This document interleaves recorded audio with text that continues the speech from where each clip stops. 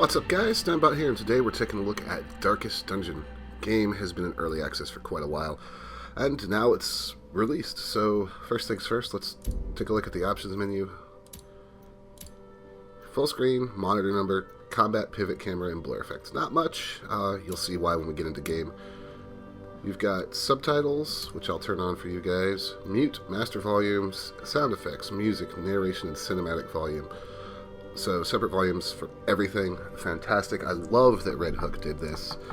Red Hook has been working on this game for a while. And you have other, which is the extra bark time. This is how long the hero balloons are going to show up, and debug output, error message for game errors. So some of this stuff we won't be needing anymore. Anonymous data collection, I have this on just to help them.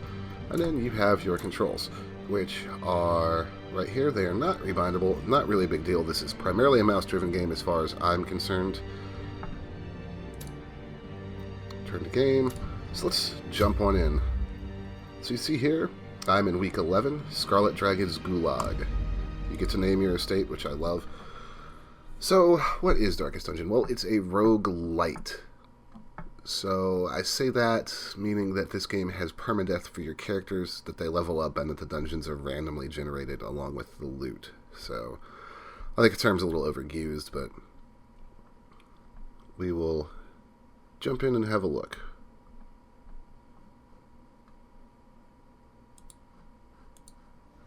We dug for months, years, an eternity, and we were rewarded with madness.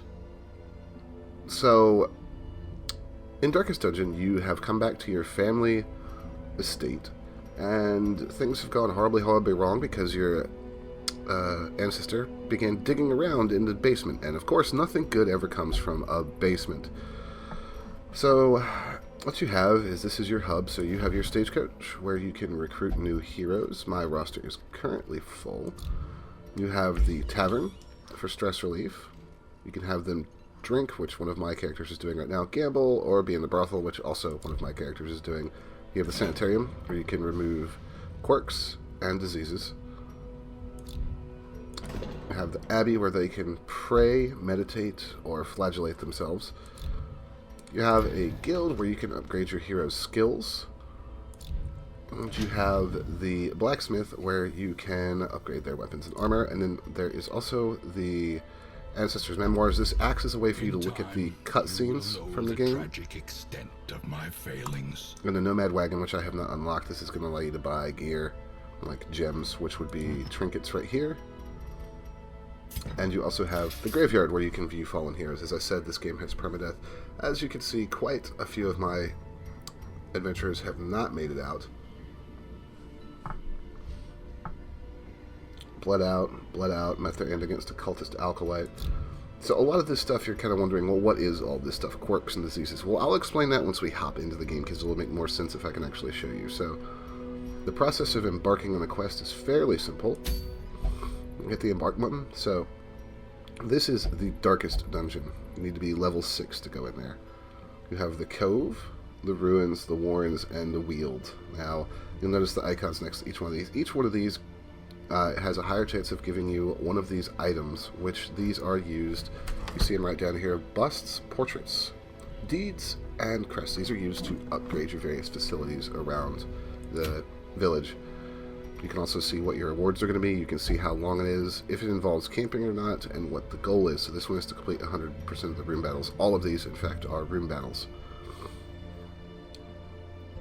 We're 75% through the way through to this boss. I think what we'll do, though, is do the ruins real quick. So let's select that. Now, this is where things get interesting. So what you want to do, and I'm going to take these guys out of the party. What you want to do is create a party that is going to be able to have multiple roles, and also be able to attack from multiple spots, because positioning is a key element to this game. So first off, we kind of want a tankier character. So if I right click, you'll see that this character's preferred position is either in the front or the second line. So we're going to put Joe right here. And also we have this character, the Hellion. that can go in either of those spots. We also have a mercenary, and the mercenary I think we're going to put in the second spot so you can see their skills right here. I kind of would like a healer. However, I believe all of my healing characters are currently down for the count. They are, so this is going to be a very dangerous expedition, actually. This character does have a heal, so we will throw him in the back line. And then I would kind of like to bring a Houndmaster with us if I have one available. I do. So here we go. We'll put them in. The next thing I want to do is look at my trinkets. You can bring up these menus anywhere from right-clicking, which is a nice touch. These are all equipped already. We'll give him a damage stone.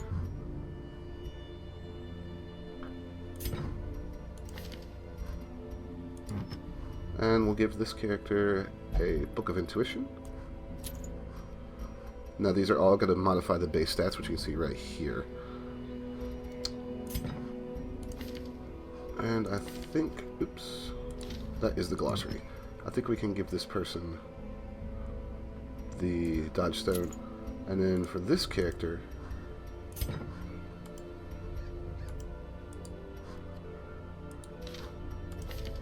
I would like to give them actually the heavy boots, because this will keep them from being knocked back from the front line. It does horrible things to their speed though, so actually we're not going to do that. So that's got our party selected. The next thing we're going to do is provision. This is important. I've got a couple things already because of the classes I have. The dog treats are for the Houndmaster. You want to bring food, so I'm going to bring 2 meals for each character. I'll bring a couple shovels, a bandage or 2, torches. Torches are a central gameplay mechanic, and that's what we're going to bring on this quest. Now, you'll see that all costs gold. Being able to build up gold and actually have enough money to buy things when you're back in town is pretty crucial, so inventory and resource management is kind of paramount in this game. I will go ahead and say this is a stressful game. If you're not a fan of stressful games, you probably don't want to be playing Darkest Dungeon. It's very, very unforgiving. The fiends must be driven back. And what better place to begin than the seat of our noble line? So here we are. So I have a map down here that you can see. It's already been scouted some. This is my inventory. Now, the object of this quest is to clear 100% of the room battles. So we're right here. We have a room battle right here. There are 2 curios we can loot here.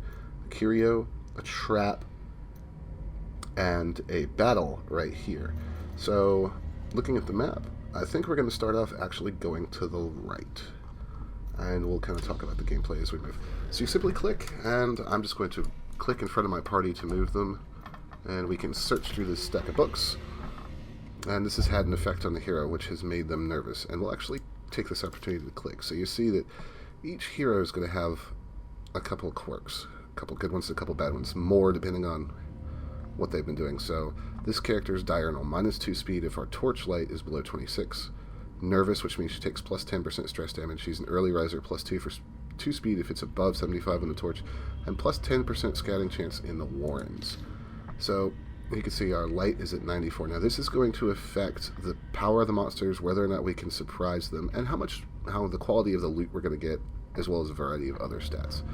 Underneath the heroes, you're going to see this white bar or set of boxes. This is their stress. Once their stress hits 100, they can gain an affliction, and once it hits 200, something really bad can happen. And these traits can set in. For example, Movian III here, my occultist, he believes he's possessed by demons, and he suffers the intense need to do specific actions. These have set in. I will have to pay money at the sanitarium to cure him of those.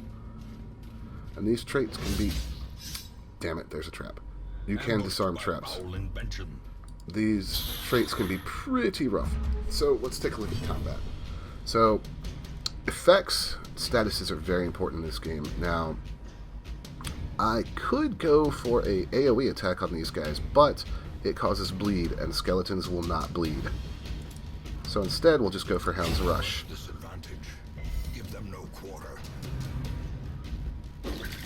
Combat plays out in a turn-based fashion.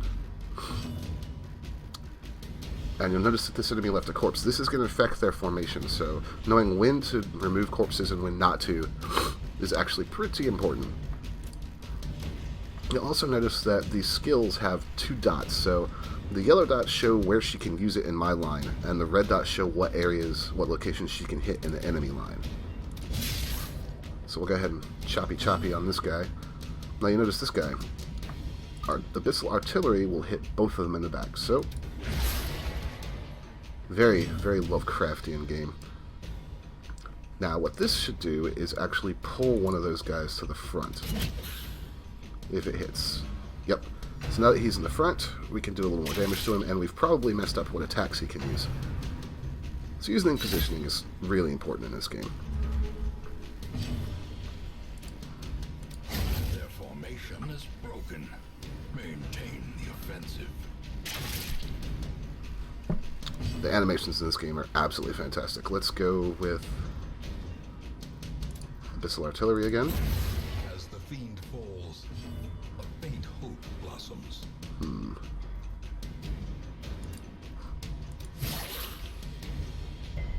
So that would have bled a normal enemy, but since he's not a normal enemy, so what I'm actually going to do is purge and get rid of all corpses. That is an ability for the leper. We're going to bring this guy to the front where we can get at him, and we're going to kill him. Confidence surges as the enemy crumbles. You take your loot. So that's a very simple battle. Pride precipitates a dizzying fall. You'll notice that the narrator is amazing. He carries a lot of the atmosphere of this game. Now we'll move down to this room. We don't know what's in this hallway. And you'll notice as the light is fading, our stress levels are going up somewhat. An heirloom. Excellent. Most of the things that you get in the dungeon can be exchanged for cash immediately upon finishing it, automatically. And we have what's going to be a rough battle, so this will be a nice time to show off some of the more intricate tactics you can do. So you'll see that the hero, plus stress, plus monster, accuracy, and damage. So what I'm going to do is actually light a torch, and you'll notice that that has gone down. Now, these guys are all human, and there are also effects for that, so let's see if I could find somebody on here, on this team that's got it. Wheeled Adventure. You'll have heroes, adventurers that will have a set of meditation weapon tinker. You'll have them that will be like human hater or eldritch hater, and they'll have increased damage against certain classes of enemy. What we're going to do is bleed these guys. And of course the guy up front resisted it. We need to try and stun him, because he's got 35 HP. Fortunately, we've got some heavy hitters in our party.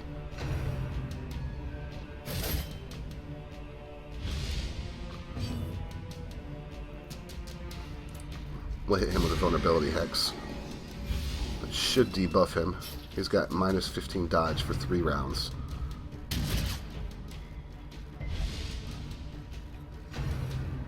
I do like the callouts the characters will make. It'll let you know when people are in trouble or when they're not.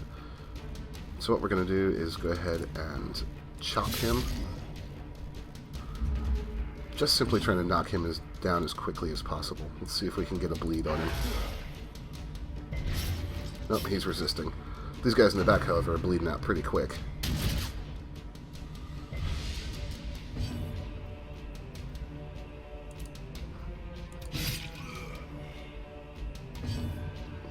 So I'm going to go ahead and use Word Reconstruction. Now this is a heal, but it also can cause bleed.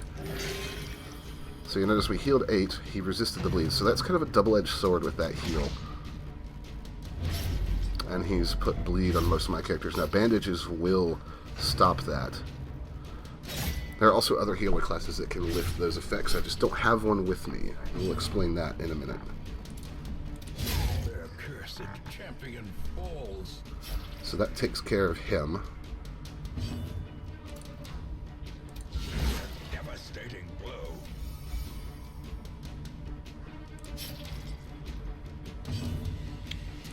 And we'll actually pull this one to the front, or kill him. And we should be able to finish this.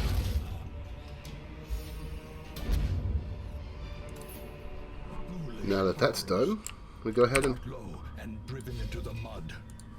loot the sarcophagus. We've got 2 busts, which are actual upgrade currency, and some gold. Now we're going to move back to the other direction, because we have to complete 100% of room battles to finish this quest. There are also exploration quests, and that is why you bring food. There are also longer quests that have a camping element, where you can camp, and each hero has a set of camp skills as well that you can unlock and upgrade. So, for example, Wound Care, he can heal a companion 15%, remove bleeding and remove blight. Man's Best Friend, the dog will de-stress everybody. And Release the Hound, so you could send the Hound out to scout. Now, pretty much every action we take is going to create stress. You'll notice that some characters have stress heals as well. For example, Cry Havoc, stress heal +3 for that character. And some characters also have a self-heal. I don't have it active on this Houndmaster, but one of my other Houndmasters has a move called Lick Wounds that will restore 5 health, which is extremely useful. And you saw that circle that just popped up above the mercenary there. That was his stress level going up. So now we're going to move on. And this is this character's compulsive trait kicking in. He's going to activate that by himself without my input. And he's going to do it again. And now he's blighted. And I did not bring anything to remove blight, so he is simply going to be taking damage, 2 damage per round for 2 rounds. We do need to light a torch. You'll notice how much buff the monsters have gained right there. Now, of course, my rewards will be much more significant. And now we're back to 75, so it's dim light. You can't play this game with a mouse or with the keyboard. I prefer the mouse. It's just quicker and easier to me. So the first thing we're going to do is bleed these guys, the ones that we can. Status effects are huge in this game. Now, she was just knocked back, so I need to get her to the front of the line relatively quickly, because she can't attack from here with her current moves.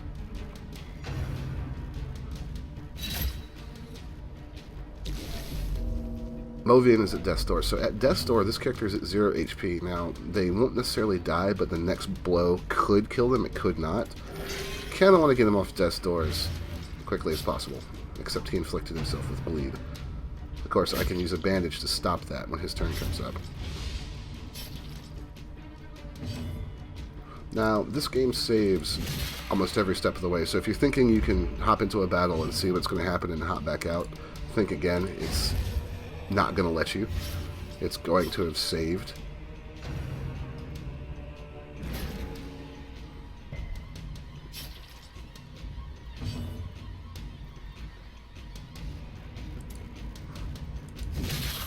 Alright, we want to try and finish these guys off as quickly as possible. I'm going to use the Abyssal Artillery.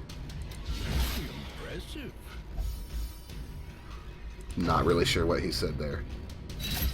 This is going to have him at Death's Door as well. At the very precipice of oblivion. You notice their stress levels are rising very, very rapidly. Teetering on the brink, facing the abyss.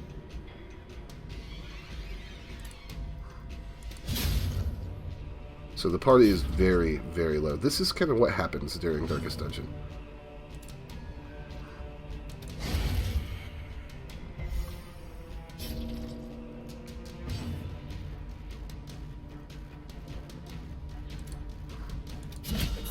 The ground quakes. Managed to pull him closer now. Somebody's probably about to get killed.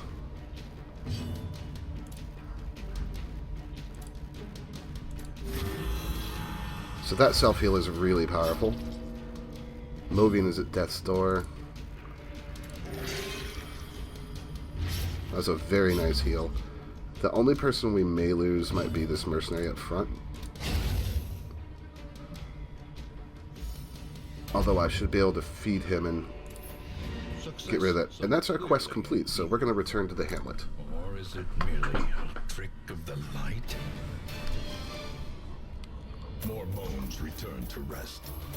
Devils remanded to their abyss.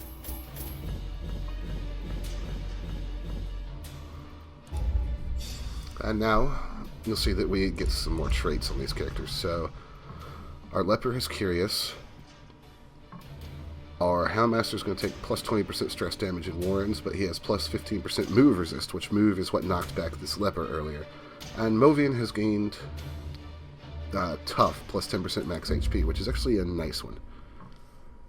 So each quest takes a week. The walls between the sane world and that unplumbed and we have unlocked the Nomad's Wagon. Tenuously thin here. So you'll see that there's some charms gathered from all the really nice stuff that we can buy here.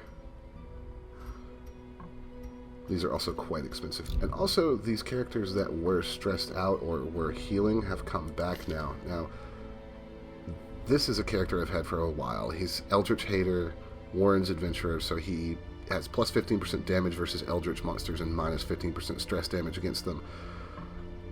He's also God-fearing. He'll only pray for stress relief, which he needs to do. So I'm going to put him in there.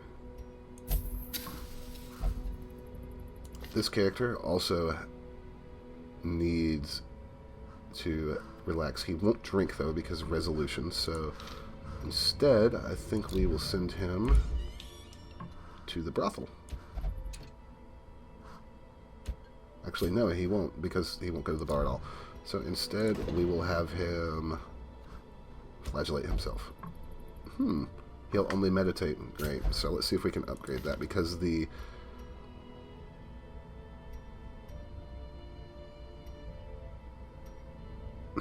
we cannot. So he's just going to have to stay stressed out for a while. Now, the people that just went with me are relatively okay. So what I may do then is actually put this Plague Doctor back in to cure his Fear of Mankind, which is going to be super expensive. And we've also unlocked Survivalist, where we can upgrade our camping skills. At home in wild places, she is a stalwart survivor and a strict instructor. So the balancing of this game comes from maintaining a party that can function and not having them become too stressed out, too disease-ridden. Of course, you can always fire heroes and hire new ones.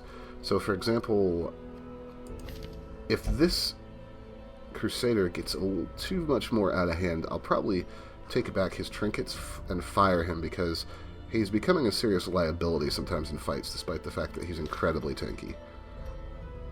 So that is kind of how Darkest Dungeon functions. It's very much about managing your team, about managing the insane illnesses and things that happen to them as they succumb to stress fighting in the dungeons, and trying to get them out alive. It's a very fun game. I would highly recommend it, guys, if you are looking for a good dungeon crawler that's got absolute great atmosphere, fantastic sound, fantastic narration, and a really fun and surprisingly deep combat system. Definitely give Darkest Dungeon a look. I'll put a link to the game on Steam in the description below. Thank you for watching. Hit that subscribe button, and I will see you next time.